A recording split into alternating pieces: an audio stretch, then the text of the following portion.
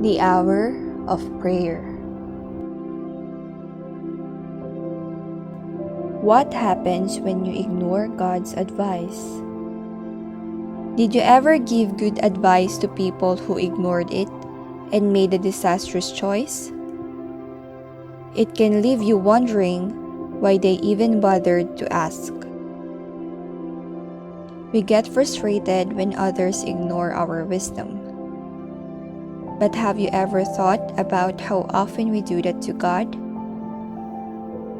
No one gives better guidance than God, and yet we all at times ignore what He says. In 2 Chronicles chapter 17 and 18, King Ahab of Israel habitually ignores God's advice. Ahab decides he wants to go to war against Ramoth Gilead.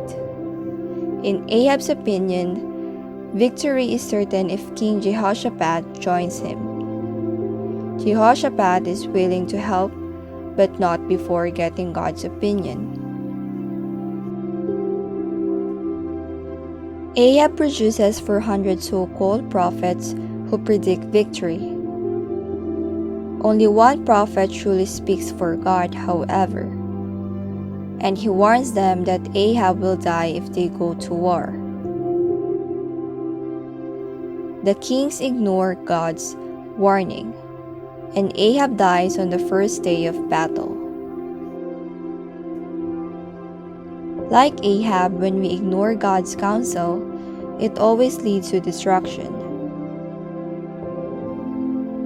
Giving full vent to our anger can destroy relationships, according to Proverbs 29 verse 11. Not managing money well can destroy our finances, Luke 16 verse 10.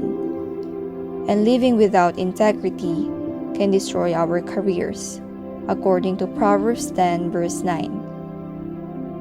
Proverbs 12:15 says, "The way of a fool seems right to him, but a wise man listens to advice." God's advice is right 100% of the time. When we disagree with what God says in the Bible, we are the ones who need to change. Father, help us to not only discover and understand your guidance and your will, but to bend our will to obey yours. Give us ears to listen carefully to what we should do, and a willing heart to carry out your directives. Guide us into all wisdom, even when it looks different from the wisdom of the world. Help us to speak what you tell us to say and do what you tell us to do.